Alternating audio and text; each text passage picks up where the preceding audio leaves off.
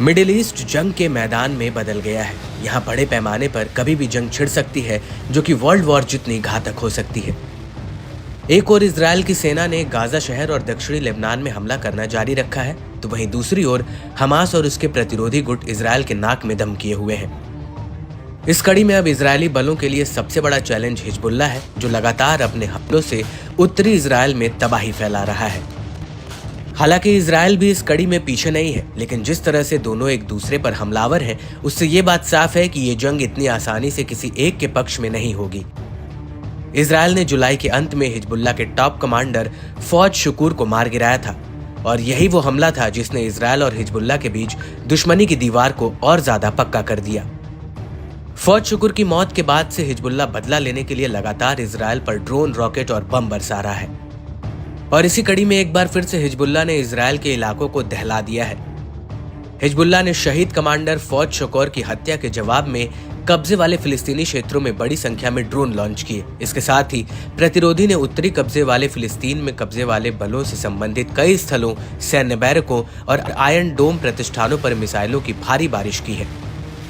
Hezbollah ने आगे कहा कि ये सैन्य अभियान कुछ समय तक जारी रहेंगे, जिसके बाद एक व्यापक बयान जारी किया जाएगा। इस बीच हिजबुल्लाह ने एक बयान जारी कर कहा कि हम दोषियों से बदला जरूर लेंगे। इसके साथ ही हिजबुल्लाह ने भी इजराइल पर ड्रोन से एक साथ करीब 320 हमले किए हैं और उनके 11 मिलिट्री ठिकानों को टारगेट किया है। हमले की जिम्मेदारी लेते हुए हिजबुल्लाह ने कहा कि उसने अपने सैन्य कमांडर फौज शुकूर की हत्या के जवाब में यह हमला किया है।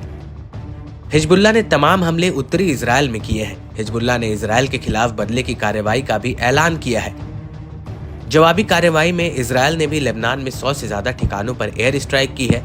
साथ ही देश में 48 घंटों की इमरजेंसी घोषित कर दी है। तेल अवीव में प्रधानमंत्री नेतन्याहू और रक्षा मंत्री योव गैलेंट हालात पर नजर बनाए हुए हैं। इस हमले के जवाब में नेतन्याहू ने बैठक की है और हालात का जायजा लिया।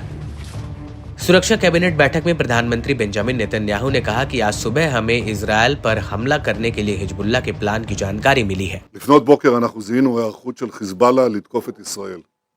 בעצה אחת עם שר הביטחון והרמטכ"ל, הנחינו את צה"ל לפעול באופן יזום להסיר את האיום. צה"ל פועל מאז בעוצמה לסכל את האיומים. הוא חיסל אלפי רקטות שכוונו לצפון הארץ, הוא מסכל גם איומים רבים אחרים, פועל בעוצמה גדולה, הן בהגנה והן בהתקפה.